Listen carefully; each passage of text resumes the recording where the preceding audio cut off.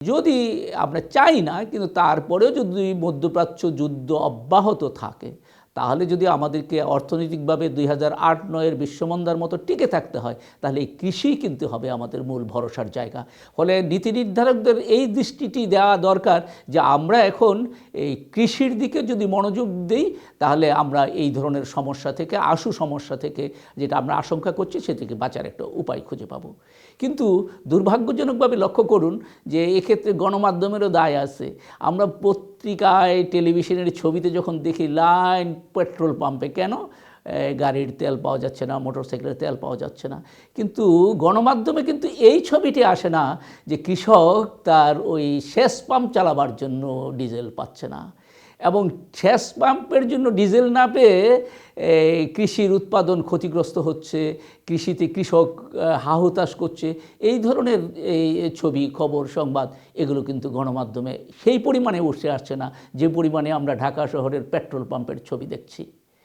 তো যাই হোক, এগুলো তো আমরা আশার কথা।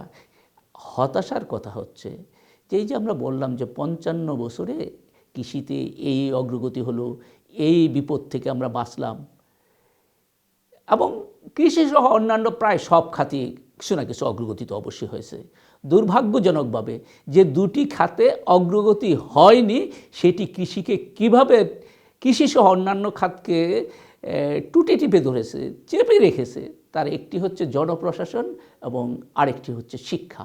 এই দুটি খাতেরই কিন্তু আপনি খেয়াল করুন, 72 সনে আমরা শিক্ষার মানে যেখানে ছিলাম, এখন তার মান আরও নিচে পড়ে গেছে। 72 সনের জনপ্রশাসন যে পরিমাণে জনবান্ধব ছিল, এখন তার চেয়ে আরও অধিক পরিমাণে দূরবর্তী জায়গায় জনগণ থেকে চলে গিয়েছে। অথচ এই উন্নত মানের শিক্ষাই কিন্তু কৃষিতে উৎপাদনশীলতা বাড়াতে পারত, অন্যান্য খাতে আমাদের ওই মেধাবী রাজনীতিক তৈরি করতে পারত, মেধাবী আমলা তৈরি করতে পারত, মেধাবী প্রশাসক তৈরি করতে পারত, কর্মী তৈরি করতে পারত, কিন্তু শিক্ষার মানের কারণে সেটি হচ্ছে না। একইভাবে জনপ্রশাসন যদি জনবান্ধব হতো, তাহলে তাদের সহযোগিতা কিন্তু কৃষিসহ সব খাতকেই কিন্তু আরও এগিয়ে নিয়ে যেতে পারত। কিন্তু তাদের এই অদক্ষতার কারণে এই অন্যান্য খাতগুলো কিন্তু রাষ্ট্রের কাছ থেকে যে সহায়তা, যে মানের পাওয়ার কথা ছিল, সেটি পাচ্ছে না।